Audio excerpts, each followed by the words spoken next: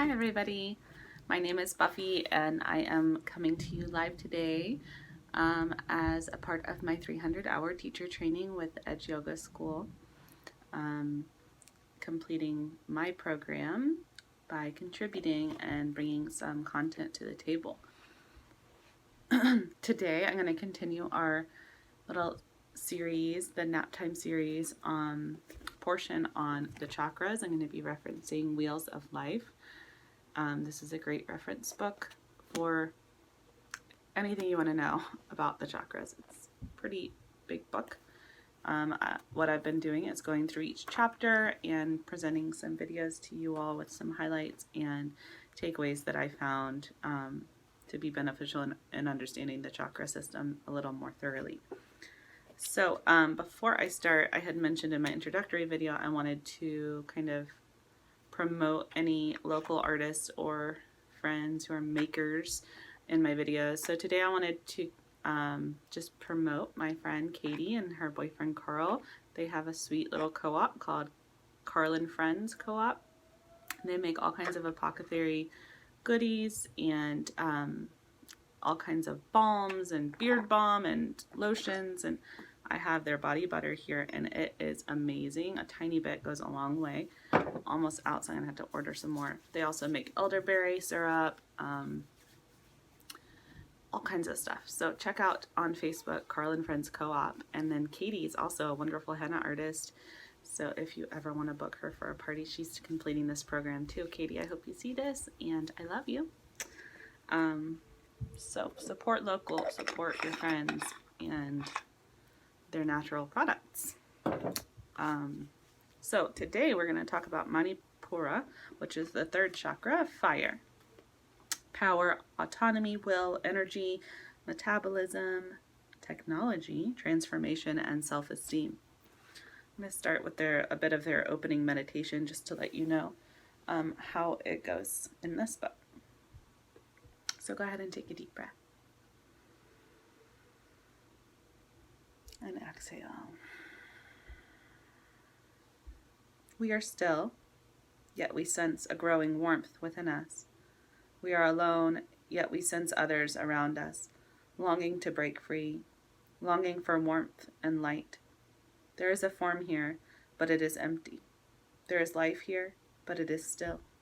There is awareness here, and it is awakening.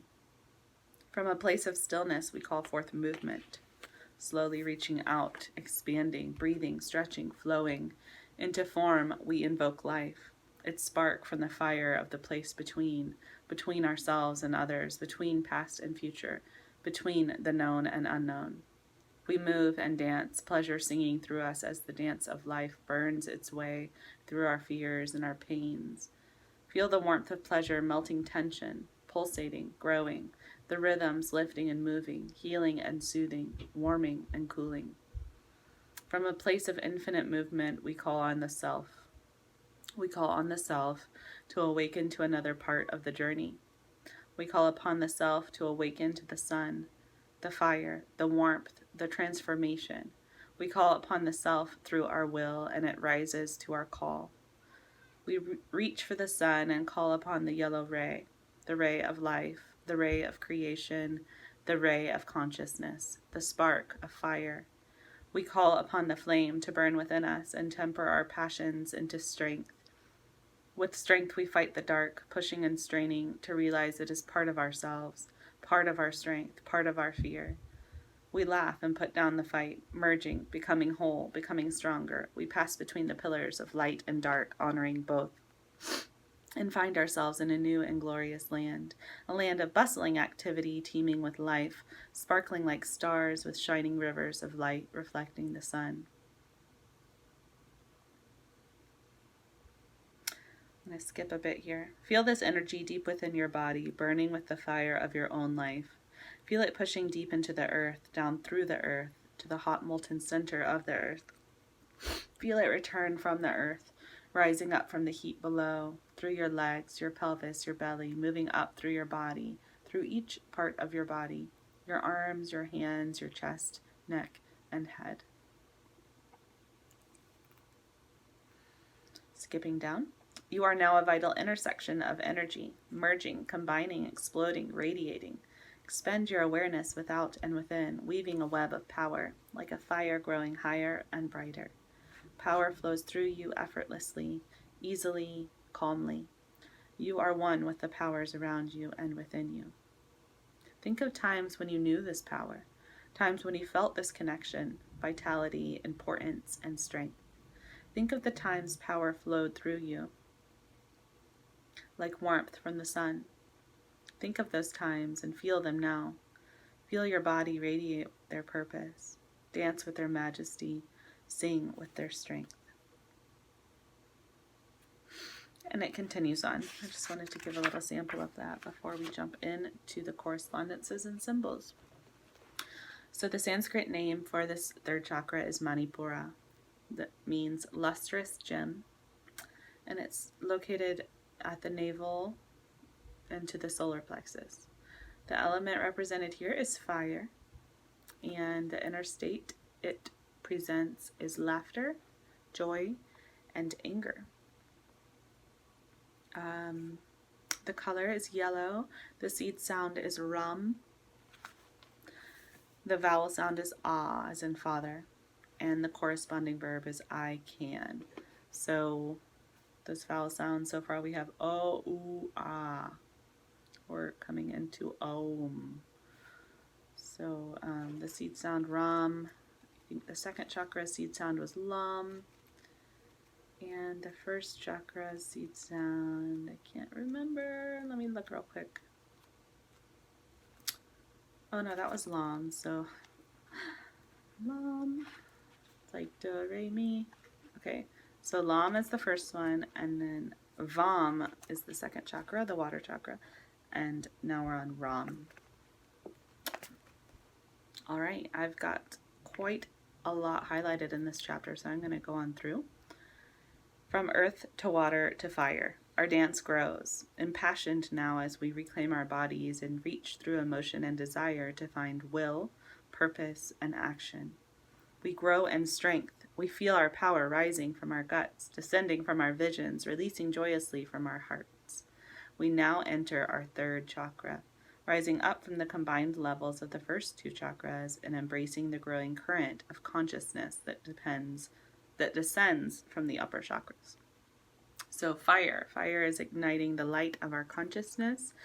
We're emerging from these first two chakras that were unconscious, somatic levels, to the exciting combination with the psyche and soma that creates the willed action. So we're activating our power, we're directing activities towards a higher purpose. So yeah, that first chakra brought us like solidity, stability, focus. If you remember, we talked about grounding a lot, and we felt unified and solid. And then from that ground, we moved up to the second chakra, which was water, representing difference and change, movement. We embraced polarity. So first we had unity, and then it was duality. We discovered passions of difference and choice and emotion and desire. I've got allergies, sorry. We expanded beyond just survival instincts towards that desire for pleasure. Excuse me. And those two merged together. So as we put together the matter and the movement, we found that they created a third state, which is energy, which is what's happening here in this third chakra. The purpose here is transformation.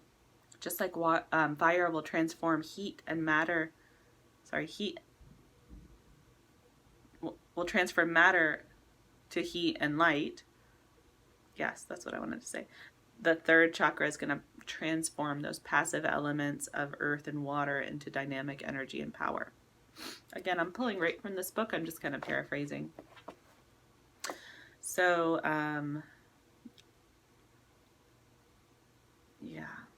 the first two kind of flow downward, the path of least resistance, whereas fire, by contrast, is going to be moving upward and destroying form, and it takes the raw energy of that matter and turns it into light and heat. So if we are wanting to rise upward through the 7 chakras, it's the fire of our will that's going to really propel that movement. So really the hardest part of starting a fire, or of having a fire, is just getting it started. I made a fire the other day after it had rained outside. We were camping and it was challenging. I almost wanted to give up several times, but you know, your will to make the fire kind of supersedes that. And but once you get it going, you just have to stir it a little bit and feed it a little bit, and it's good. So same thing here. Once we ignite our will and discover this third chakra here, you're going to feel some momentum start to build. All right. So let's remember that all of the chakras are interdependent and not one is any better than the other. They're all unified in a field of consciousness. So we like to separate them in intellectual terms. They don't act separately. Just like you can't separate energy from movement any more than we can separate it from mass. So mass, movement, and energy are the three inseparable qualities of our physical world. So mass being that first chakra, movement the second, and energy the third. It's a trinity of fundamental principles that regulate our physical bodies and all matter. So together they form this dance of cause and effect, and that gives us the energy for activity. Without a supply of energy, we don't have power. But energy alone is not enough to constitute that power. So that energy, it has to be directed. So there's the will piece of this puzzle. So, manipura, it's this lustrous gem, and it's located in the solar plexus right above the adrenal glands, which is of course the perfect spot, right where you get those butterfly feelings in your belly. When we're grounded, the stimulation can be empowering and vitalizing, and without grounding we might get a flurry of like undirected energy. So remembering that we're always starting with the base chakra and doing the work that needs to be done there before we can move up. That's our foundation. So in correspondence with how fire is combustible, the third chakra is in charge of our digestion, our metabolism, and it's responsible for that regulation and distribution of metabolic energy throughout our body. So this is done through combustion as well. We're turning matter, which is food, into energy, action, and heat. It's kind of cool to think about all these things. It really makes a lot of sense. So of crucial importance to metabolism is air, the element of the fourth chakra. Just like without air, a fire can't burn. The cells do not metabolize without air. So interesting parallels here. So again, just keeping in mind that all of these chakras are working together, and one is never more important or more necessary than the other. So tight, hard stomachs, large pot bellies, or sunken diaphragms are all indications of third chakra imbalances. Just so you know. This is a little graphic.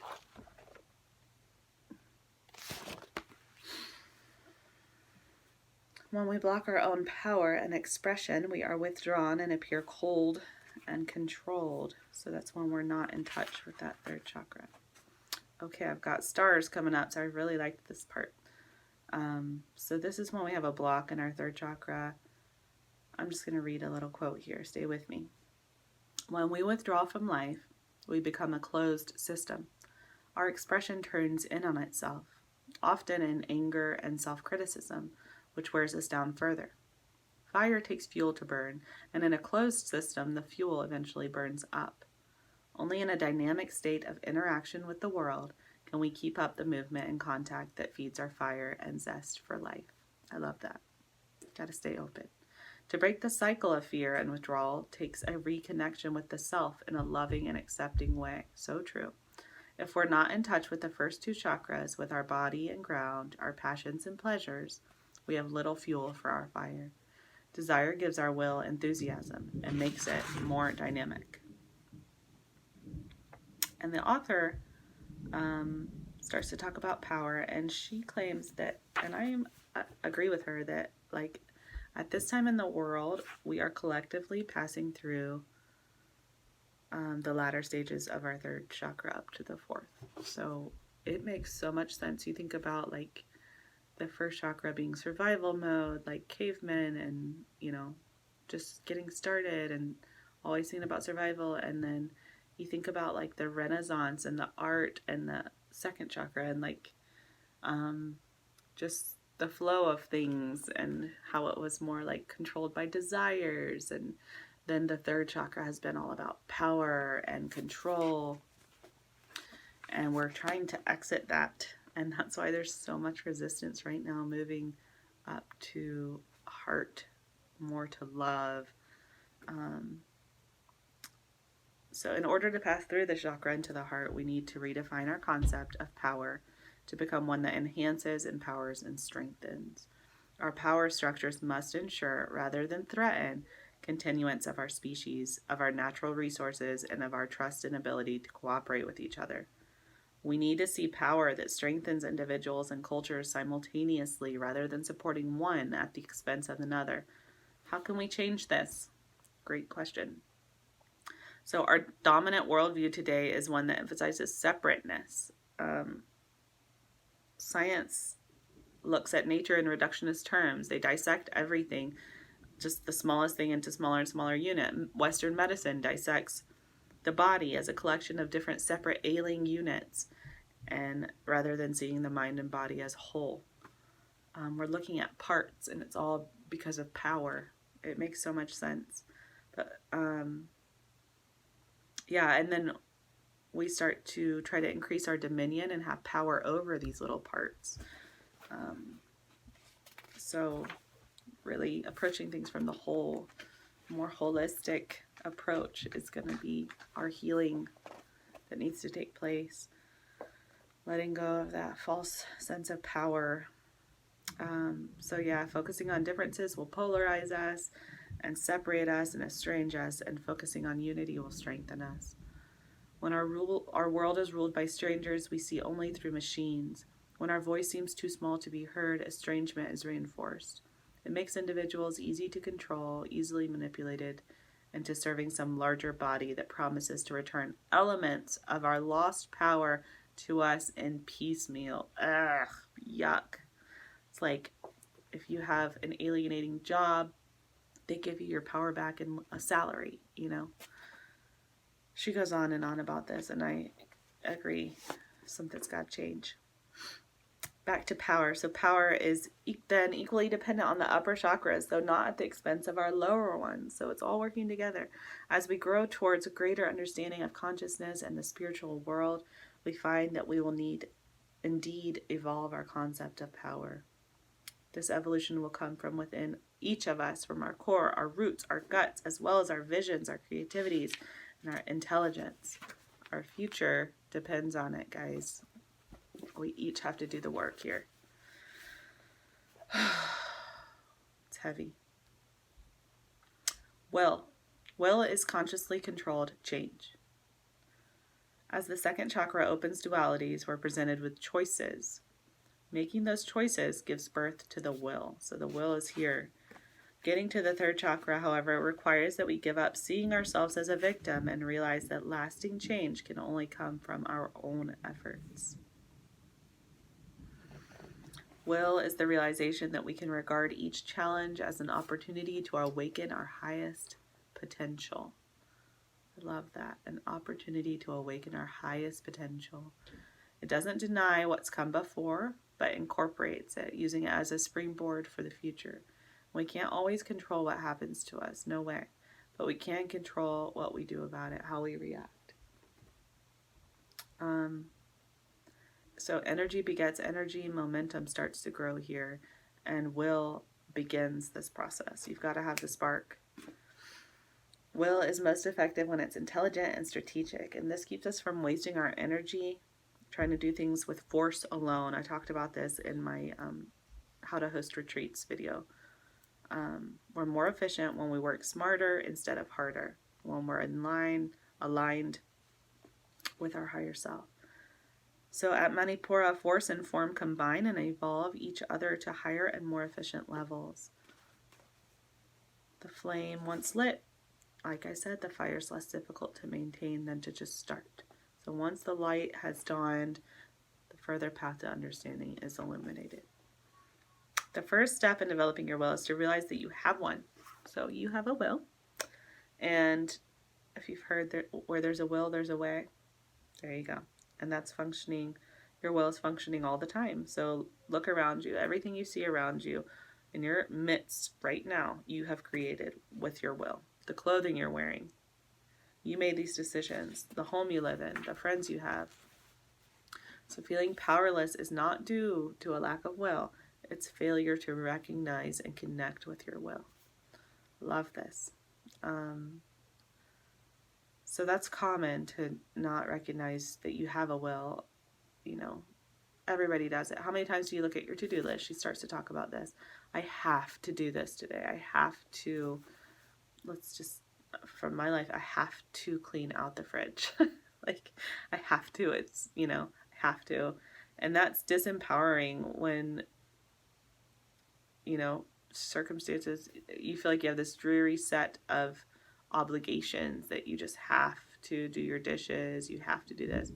No, she encourages us to, or he, it might be I'm saying she, but I don't know if the author is male or female. Oh, it is a female. There she is. I think she's a female. Yes. Anyway, she encourages us to be like, I choose, like, I don't have to do the dishes. I choose to because I like a clean kitchen. I don't have to go to work. I choose to because I like to get a paycheck. And, I like to honor my agreements or whatever. You can reframe that so that it's not so negative and, it's more like, I am choosing this. I choose to behave this way. When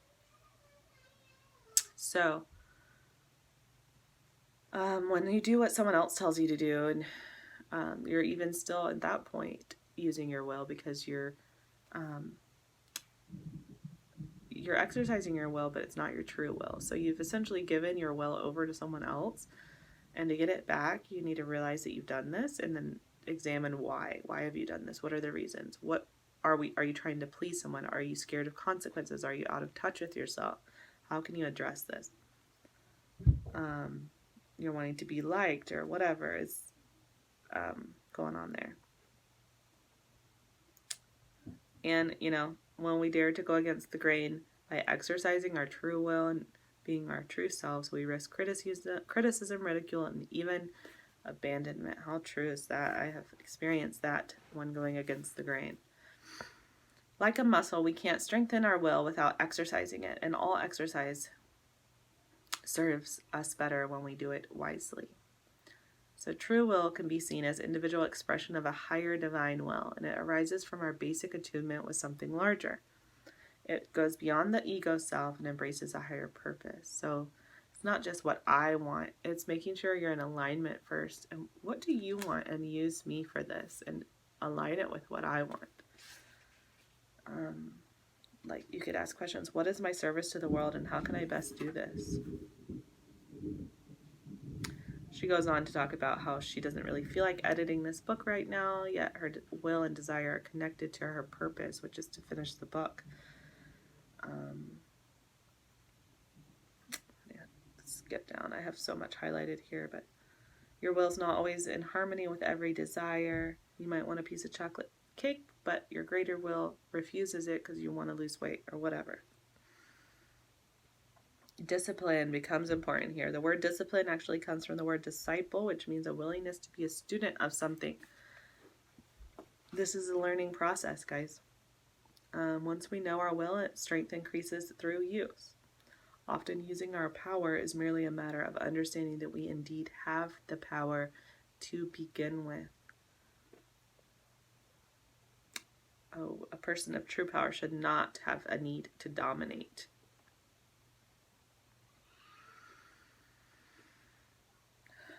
So when personal will and divine will are one, it's crucial that this be followed. And when personal will is out of attunement, you'll see the difference. You'll feel the difference. It's the task of our intelligence to perceive the correct path. The task of the will is to follow that path. So I like that. Moving on to self-esteem. Let a man know his worth and keep things under his feet. Ralph Waldo Emerson. So this third chakra attributes power, will, and vitality and self-discipline. And it's ultimately, all of those are ultimately based on your self-esteem. The demon here is shame. Shame, shame, shame. Shame is a lot to talk about. I think Brene Brown talks a lot about shame. You could probably find some TED Talks on that. It's just the opposite of what we want here in this third chakra. Self-esteem comes from a realistic sense of self, and this gives us edges to our boundaries. It comes from this,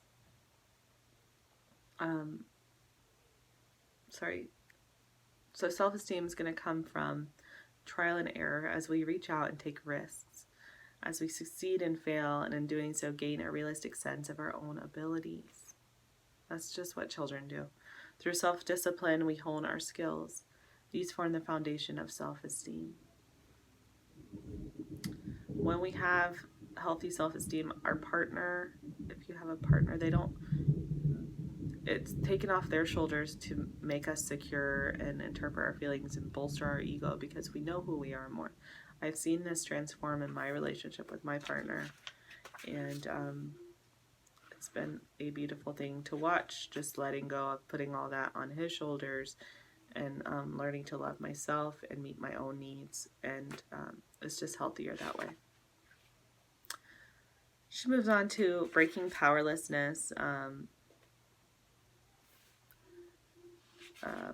breaking attachments, anger. She goes through releasing blocked anger in a safe and effective way. Love, laughter, taking care of yourself, and then kind of concluding with an empowerment meditation.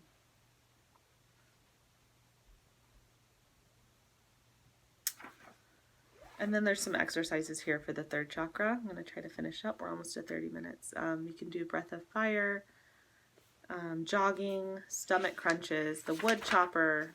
Here's the wood chopper, which I really like this. And you make a ah sound as you chop all the way down. Just releasing the breath. Bow pose is good here. Full bow for the third chakra. Belly push, which is reverse tabletop with legs extended. Plow. She called that, oh, pike pose. I thought she called it plow. And making the sun. Here's a little illustration for that. There's an exercise here. Yeah, the arms play an important part in activation of power, but they make actual contact with the world. It's through the arms that we do, and doing is what the third chakra is all about. So you're visualizing and you're including physical movement. You're working to move energy from the heart and solar plexus out into the arms and hands. Yeah, that's cool. You basically moving your arms up and down, slow and then with intention. And then a power walk or a laughing circle if you've ever done laughter yoga. We've got some of that scheduled at my upcoming retreat here in North Georgia. It's really fun if you've never tried laughter yoga. Speaking of retreats, two of my upcoming retreats are sold out, but I still have space for Maui. We are going to this beautiful garden farm and eco retreat center, Haleakala, and on Maui, super close to Haleakala National Park, which is gorgeous. We're going to be walking a labyrinth, enjoying sound healing, enjoying gardening in their organic garden beds, giving back to the land in that way. There's a hot tub and saltwater pool, delicious, nutritious meals by Cindy's Holistic Catering. We've got so much planned, and then, you know, there's waterfalls there and surfing and the beach. March 9th through the 14th, 2021. If you want to sign up, just send me a message here on Slack or on YouTube. Thanks for joining me today. I hope you learned a lot about the third chakra, manipura. Namaste.